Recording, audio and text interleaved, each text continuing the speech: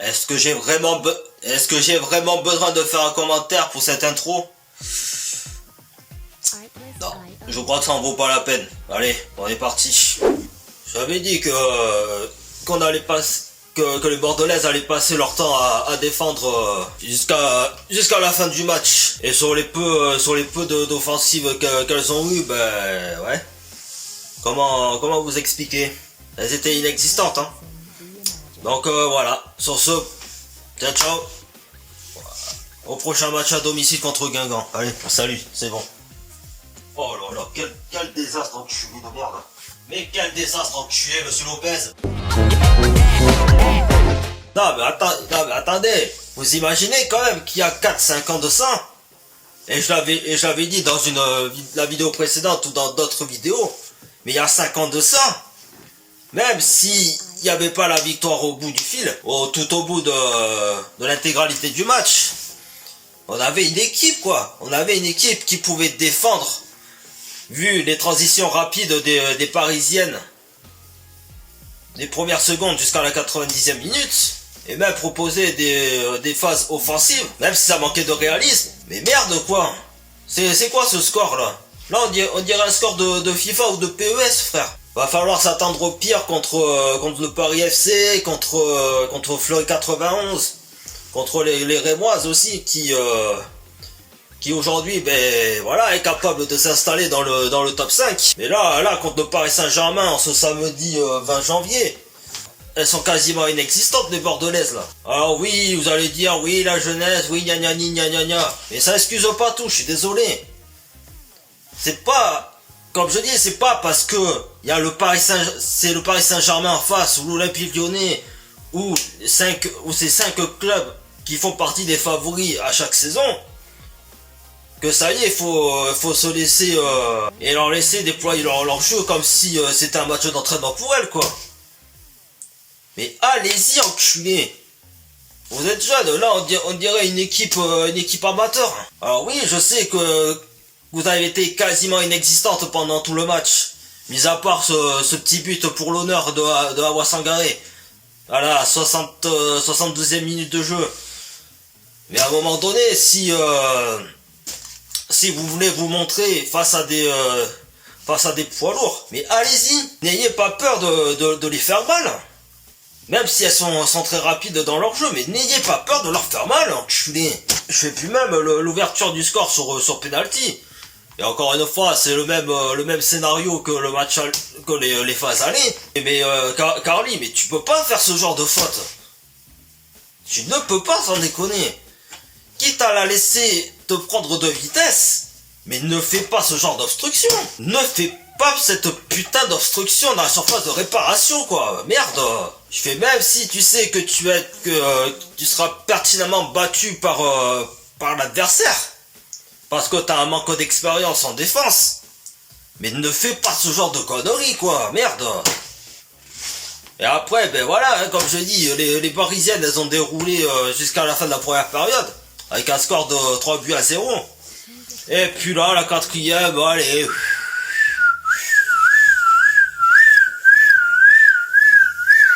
Ouais, putain, un total de 8 buts encaissés, sans déconner. Alors que comme je dis, il y a 4-5 ans de ça. Certes, on perdait, mais c'était toujours sur des scores pas si sévères que ça. Bon, mis à part une fois sur le score de 5-0. Mais là, 8 buts à 1, quoi. Je sais que la situation du club vous affecte beaucoup, parce que vous dépendez aussi des mecs.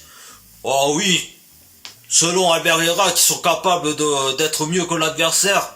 Mais quand on est en bas du classement, je pense que cet entraîneur devrait fermer sa gueule, concrètement. Surtout en conférence de presse, même les réactions d'après-match. En plus, même pour dire que contre une équipe qui fait partie du top 5 comme Montpellier, et voilà, on n'avait pas peur. On n'avait pas peur lors des phases allées. Même si à la fin du match, on partage les points. Mais là, il y avait quelque chose. Même si vous avez pris le but égalisateur à l'heure de jeu, mais bon, c'est pas grave. Mais là, contre le Paris Saint-Germain, sans déconner, quoi. Ah, je sais pas ce que ça va être les prochains matchs contre les poids lourds. de cette DA féminine, mais je ne préfère pas savoir. Franchement, là, je préfère réellement pas savoir. Enfin, bref. Voilà, comme je dis, c'est une 10e défaite d'affilée. Une 10e défaite d'affilée. Une 10e défaite de la saison. Franchement, bon, même si, franchement, pour être plus rassurant dans cette vidéo, alors oui, il y a Lorna Guingamp qui a perdu son match contre le Stade de Reims. Là aussi sur le fil, un but de notre ancienne bordelaise Mélissa Gomez, sur penalty apparemment. Les Dijonnaises ont fait 2 buts partout contre les Lilloises, même en étant en supériorité numérique, n'est-ce pas Barbie Henry? Mais voilà, encore ça reste jouable, parce qu'on est encore à 3-4 points de retard de ces deux premiers non relégables, que ce soit Dijon ou les Guingampaises. Mais franchement, si vous restez constamment à ne pas jouer le jeu, que ce soit les Cadors ou les équipes banales, quoi, enfin les équipes à votre portée, c'est sûr que là, de se sortir de la zone rouge, ça va être totalement compliqué. Donc franchement, là c'est le débriefing où je suis le plus dégoûté là. Là autant contre les Lyonnaises au match aller, bon je me suis dit c'est logique. Certes, ok, on prend 4 buts à 0, c'est pas grave. Ou même contre les Parisiennes en début de saison, 3 buts à 0, c'est pas grave non plus. Mais là, 8 buts à 1 quoi. Oh, sans déconner. Enfin bref, vas-y, on va passer au reste de l'actualité bordelaise. Donc pour parler un petit peu de l'actualité des Bordelaises, bon, comme vous savez, le mercato hivernal n'est pas forcément le plus extra que les Bordelaises ont connu ces dernières saisons. Et il y a seulement une joueuse une nouvelle recrue qui est arrivée pas plus tard que hier, en parlant de vendredi 19 janvier. Et franchement, cette recrue, ça a été une surprise déjà d'une part.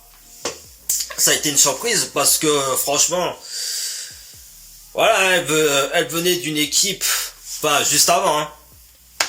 En l'occurrence l'ASJ Soyaux, qui comme vous savez a sombré en régional 1. Et c'est vrai que cette joueuse, donc qui est Laura Bourgoin, après je reprocherai un petit peu à ses dirigeants de pas l'avoir recruté au mercato estival. Alors après, est-ce que c'est vrai ou pas? Parce que j'ai entendu certaines choses j'ai vu certaines choses sur les réseaux sociaux qu'apparemment ils avaient envoyé la candidature au mauvais agent de joueuse, pas l'agent qui s'occupe de la carrière de Laura Bourgoin. Donc voilà, ça, je pense que c'est peut-être vrai, peut-être faux, on sait pas. Mais voilà. En tout cas, c'est un grand plaisir qu'on accueille Laura Bourgoin pour le reste de la saison, même si elle a une année en option en cas de maintien en D1 féminine, ce qui n'est pas encore acté pour le moment. Et donc elle va remplacer, je dirais même logiquement, elle va remplacer Shamika Fisley qui est parti, qui a résigné son contrat avec les Girondins de Bordeaux. De toute façon, j'en suis sûr que derrière votre écran, la plupart sont étonnés de son départ. Mais qu'est-ce que je vous avais dit lors des vidéos précédentes? Comme je dis, mis à part Kadia Snodge et Khadija Chou, donc les deux joueuses étrangères qui ont su s'imposer aux Girondins de Bordeaux ces dernières saisons, et qui nous ont menés vraiment au plus haut, avant de finalement chuter comme une merde aujourd'hui. Voilà, elles se sont réellement imposées. Même lors des premières journées de championnat, que ce soit sur leurs 2-3 années, elles ont réussi à s'imposer. Alors que là, l'année dernière, on voyait Amanda Guiterres qui n'avait jamais réussi à s'imposer et qui apparemment dans son club brésilien a l'air de mieux s'épanouir. Après tant mieux pour elle, hein, mais bon, voilà. Ben là, Shamika Fisley, c'est pareil. C'est tout simplement pareil. Ça veut dire que sur les 2 saisons qu'elle a passées, voilà, qu'un seul but. Un seul but de marqué, c'était contre Rodez l'année dernière. Mais voilà. Moi je lui ai dit, c'est en toute logique. Et en plus, retenez bien que la vidéo,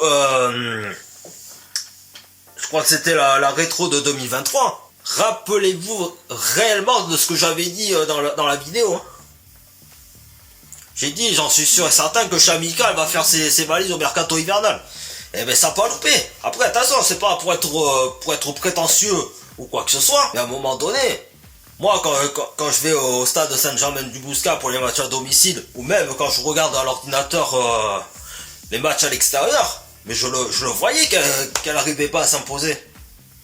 Alors après, bien sûr, je lui souhaite bon courage pour la suite de sa carrière, qu'elle trouve un autre club plus ambitieux pour qu'elle puisse s'épanouir. Bon, même si elle a quand même un parcours assez atypique. Mais voilà, je l'avais dit. Donc voilà, franchement, je suis très content que Laura Bourgoin nous rejoigne les Girondins de Bordeaux pour essayer d'apporter un peu plus de hargne au niveau offensif. Bon, même si c'est une joueuse qui aime bien se replier en défense dans les moments forts adverses. Mais franchement, pour avoir vu quelques buts de sa part, notamment l'année dernière contre le Paris FC, où elle nous fait une superbe frappe en reprise qui finit au fond des filets et qui a surpris tout le monde. Et pour ceux qui se souviennent pas qui est Laura Bourgoin, ben c'est tout simplement la joueuse qui, lors de la première année en D1 féminine, donc la confrontation contre l'ASJ Soyaux, mais c'était elle qui avait fait basculer le match à la faveur des Socialiciennes, en marquant un triplé, quoi. Enfin, un hat-trick, pour rester dans le bon terme du football.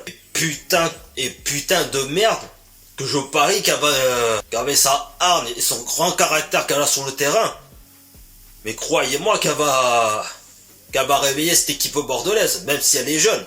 Mais voilà, enfin, aujourd'hui, je pense que les Girondins de Bordeaux, malgré la situation, peut relancer Laura Bourgoin. Donc dites-moi d'ailleurs en commentaire ce que vous en pensez de cette arrivée de Laura Bourgoin et de ce départ de Shamika Fisley. Et puis sur ce, ben voilà, le débriefing touche à sa fin. J'espère que ça vous aura plu. Si c'est le cas, n'hésitez pas à vous abonner à ma chaîne YouTube, à lâcher un gros pouce bleu, à me suivre sur ma page Facebook et Instagram. Sur Facebook et Instagram, avec les liens qui sont dans la description, ainsi qu'activer la petite cloche pour être au courant de mes prochaines vidéos. Donc là, je vais faire le match l'avant-match pour le match à domicile contre l'En-Avant Guingamp. Bon là, il va y avoir la petite pause.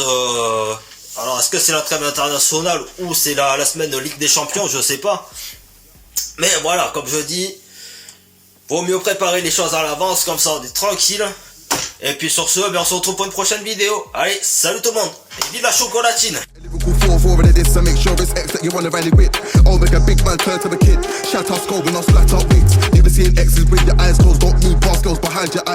Music licensing reimagined.